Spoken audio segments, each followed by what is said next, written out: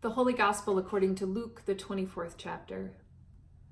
Now on that same day, two of them were going to a village called Emmaus, about 7 miles from Jerusalem, and talking with each other about all these things that had happened. While they were talking and discussing, Jesus himself came near and went with them, but their eyes were kept from recognizing him. And he said to them, "What are you discussing with each other while you walk along?" They stood still, looking sad. Then one of them, whose name was Cleopas, answered him, "Are you the only stranger in Jerusalem who does not know the things that have taken place in these days?" He asked them, "What things?"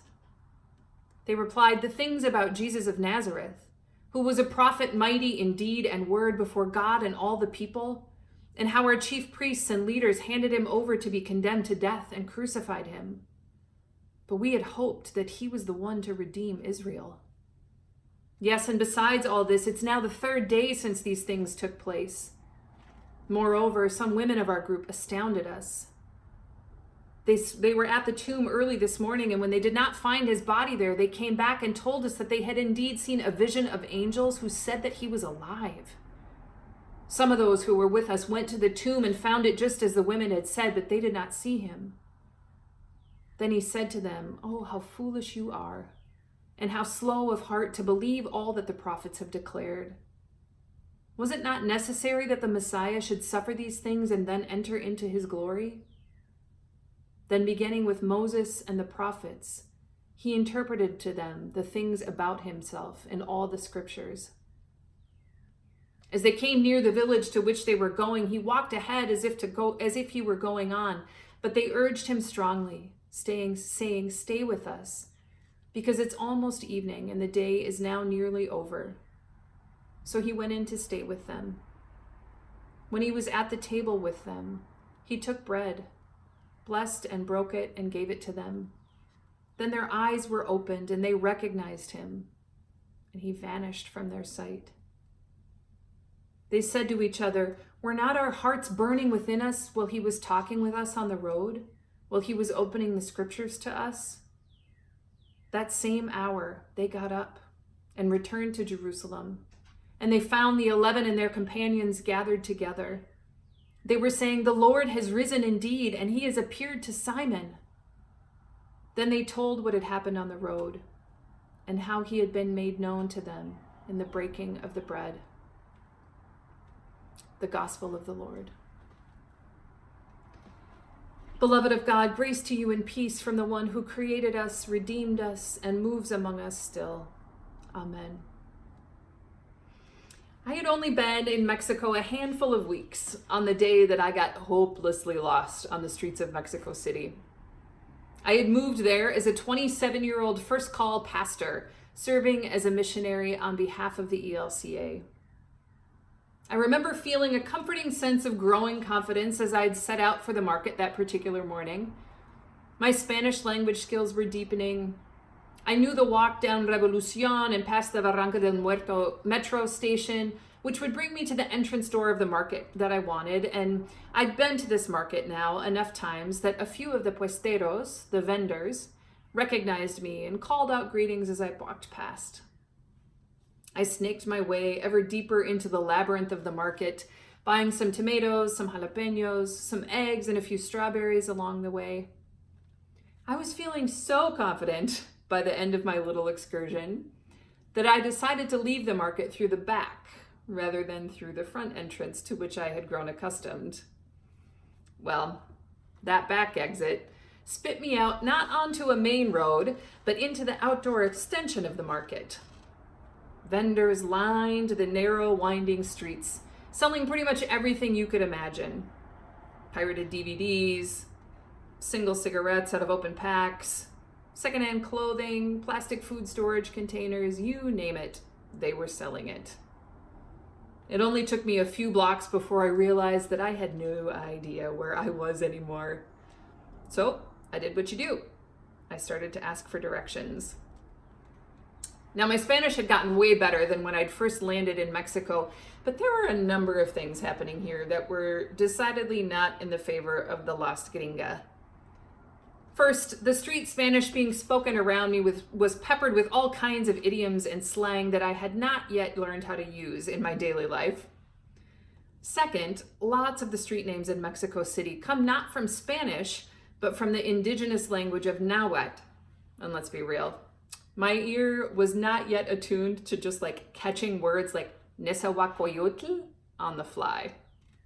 So I took a deep breath and resigned myself to the probability that I was going to be out here for a while, and to the certainty that I was going to need to ask a new person for directions approximately every block and a half.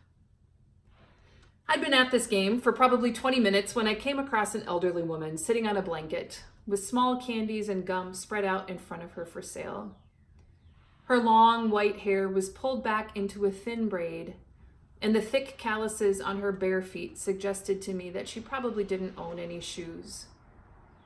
I must have looked as bewildered as I felt in that moment because she called to me from her blanket. When I told her I was lost and gave her the general direction of where I was trying to go, she stood up carefully, and in a beautifully intimate gesture, she took my face in her hands and said to me, "Ay, mi vida, mi corazón, mi amor, yo te enseño el camino. My heart, my life, my love, I will show you the way." And she did.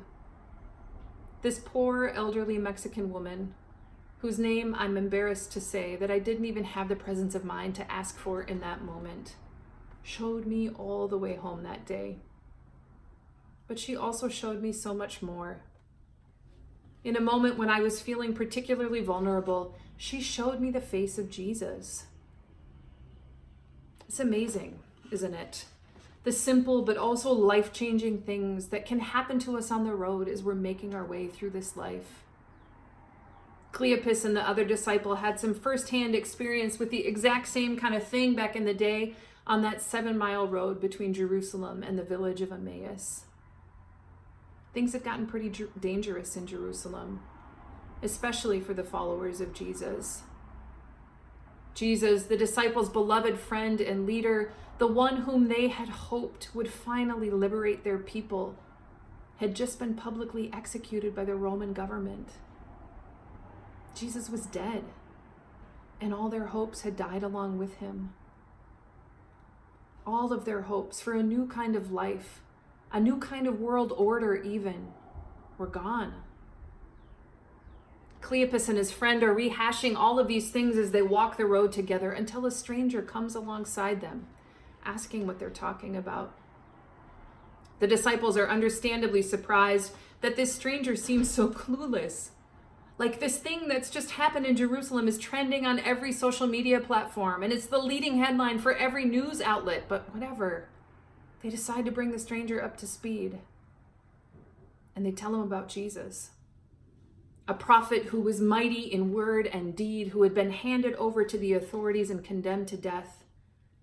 They tell him about how, because of Jesus, the people had begun to feel hope for the first time in generations. And they tell him about the women in their group, who asserted that the tomb where Jesus' body had been laid was empty, but how none of the men had actually seen Jesus. The stranger doesn't even need to ask how Cleopas and his friend are feeling in the wake of all of these things because it's written all over their faces. They're sad, anguished, heartbroken. They're most certainly also burdened by the weight of carrying all of these feelings and anxious about the uncertain future that now lies before them. Can you relate? Before long, the stranger begins to speak, opening the scriptures to the disciples, starting with Moses, the great liberator of God's people who led them out of slavery in Egypt, and continuing with the prophets, who throughout the Old Testament were consistently speaking truth to power, calling out the wealthy and elite and rule makers of the day for the extravagance of their lifestyles which served to, as the prophet Isaiah puts it, grind the faces of the poor into the dust. It's no accident that the stranger chooses Moses and the prophets as he talks with the disciples. It's like the stranger is saying, if this Jesus was who you say he was, a prophet mighty in deed and word who came to usher in a whole new world. How could he have met any other fate than what all of the prophets faced? To lose his life at the hands of those who felt threatened by him. Because then, just as now, there were those who felt threatened by the expansiveness of Jesus' welcoming arms, the stubborn insistence of his love for all who were hurting and excluded, the life-altering nature of the hope that his ministry gave to the people. As the disciples listen to the stranger, something starts to move within them. When evening draws near, they insist that the stranger stay with them. And then they do what we too do as a church community every week, and what we'll continue to do online even during this time when we're apart. They gather around a table. They share a meal. And in the breaking of the bread, the disciples recognize the truth that this one in their midst has never actually been a stranger. As soon as they recognize Jesus, he vanishes from their sight, but something profound has happened. Were not our hearts burning within us as he talked with us on that road, the disciples reflect? And immediately they know what they have to do. Nothing has changed in Jerusalem. It's the same chaotic, scary, and uncertain place it was when they left. Their future is no less clear to them. But somehow, the disciples have been so radically changed by their encounter with the crucified and risen Christ that they get back on that road, returning to the place they just left, filled anew with hope, to re-engage in the work of helping God's reign break forth in the world. Church, it's no secret that we are living in extraordinary times. Our circumstances are obviously different than those of the disciples, but this road that we're walking is similarly difficult. The stay-at-home order in the state of Illinois has just been extended through May 31st. We have no idea what this continued pandemic and the gradual reopening of our public spaces will mean for us, for our families, for our livelihoods, or for the church. The road ahead of us seems as bewildering as the winding back roads of that Mexico City market that swallowed me up 15 years ago. And like the disciples on the road to Emmaus, grief and fear and confusion can keep our eyes from seeing any hope along the way, can keep us from recognizing the face of Jesus when he shows up. But you know what? It doesn't matter. Truly, friends, it doesn't matter, because here's the thing. It was always Jesus.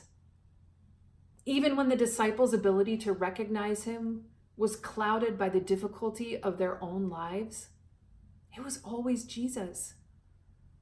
The presence of Jesus doesn't depend on our ability to recognize him, just like the presence of Jesus doesn't depend on our feelings. The presence of Jesus doesn't depend on our ability to muster up some certain kind of positivity when things seem bleak, or some false sense of hope when we're really just hanging on by a thread. In fact, the presence of Jesus doesn't depend on us at all. The presence of Jesus just is sure and certain and true today and always, no matter what. These are difficult days, friends, but hope marks the road. Embodied in Jesus, hope accompanies every step we take on this journey through life.